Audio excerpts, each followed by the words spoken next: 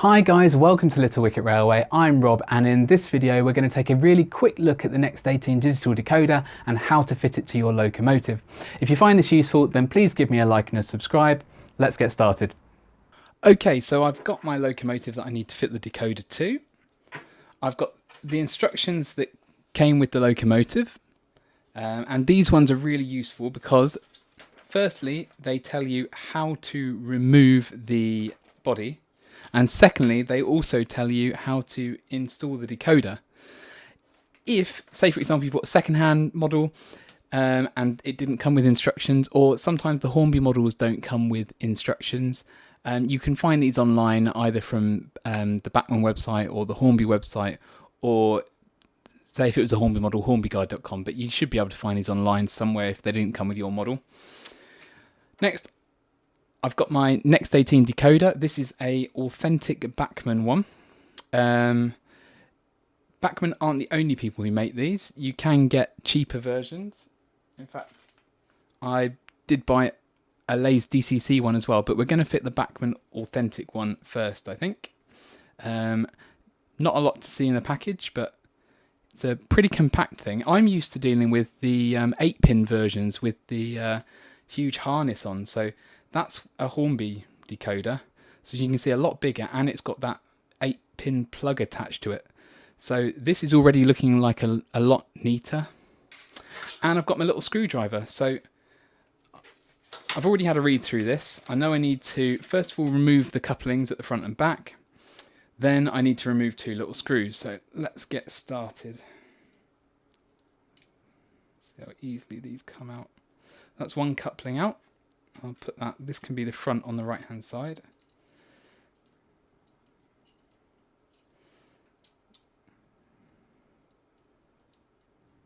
That can be the back on the left hand side. So now we've got 2 screws. So here we go with the little screwdriver.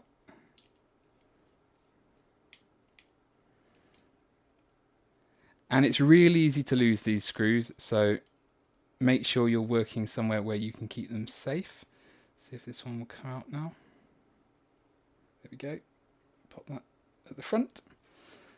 And this screw at the back. See if that one will drop out. There we go. And if I've read the instructions correctly, the top should just slide off. There we go. So we'll pop that out the way up here.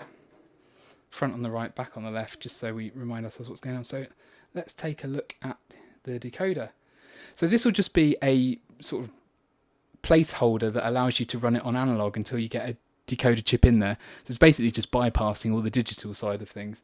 So according to the instructions, this should just pop off. Oh, yeah, that was easy. So we've just got a little plug thing there, and that's the blank. So you want to keep these because they can be useful if you ever want to take the chips out and run it on analog again. So keep those safe. And let's take our new chip. So careful when handling these. It doesn't look like this one's shrink wrapped, so all the electronic components are on show and you can touch them, and you want to be careful with handling sensitive electronic equipment, so it's always best to have earthed yourself on something metal first, just in case you pass a static charge into the chips. But we'll try and handle it as gently as possible. So it looks like it's stuck in there. See if I can get this to focus.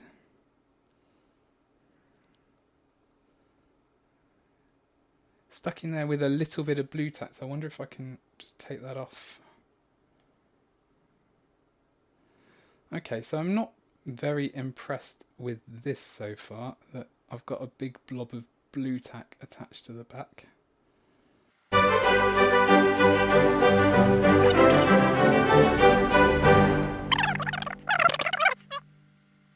I did have a look at the Lay's DCC chip, and it is shrink wrapped and you don't get any of this stuff. None of the components are exposed. So already I think there's a bonus point for that chip, and it's significantly cheaper than this one. It's almost half the price, if it might even be less than half price. Oh well, we're not going to get all that off for now. Maybe I'll come back to it later. So according to the instructions, the plug there should just push into the slot down here. Let's give that a go.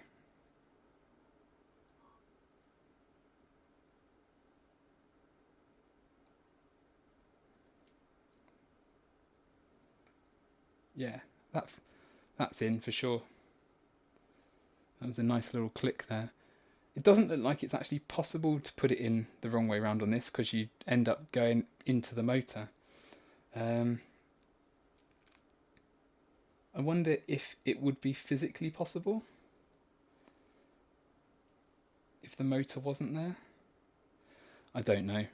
If I ever find a model where the motor isn't in the way, I will try and accidentally put it in back to front and see what happens. Maybe on a model that I don't care about so much, but that's that in. So now we can maybe give it a little test before we put the bodywork back on, just in case something isn't quite right, and then you can fault find it without having to take the screws out again and put the couplings back on. So we'll just stick it on the rolling road, give it a quick test, and then put the bodywork back on. So here we are, we've got the loco on the test track, and I've managed to add it to my roster within JMRI. So it's ready to run on my digital system.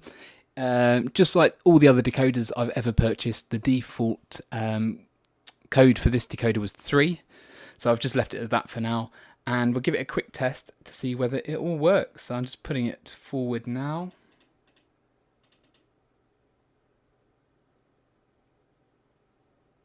And there we go, it all seems to be working. Just turn it up a bit. Bring it all the way down. See whether it will do a bit of a crawl. That's perfect, nice and slow. Okay, I'm really happy with that.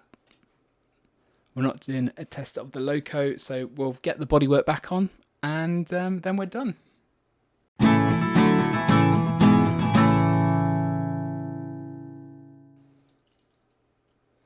And there we go, we've got a digitally fitted locomotive. Just so you could see it better, because I don't think it was really obvious in the pack, there's the Lay's DCC chip.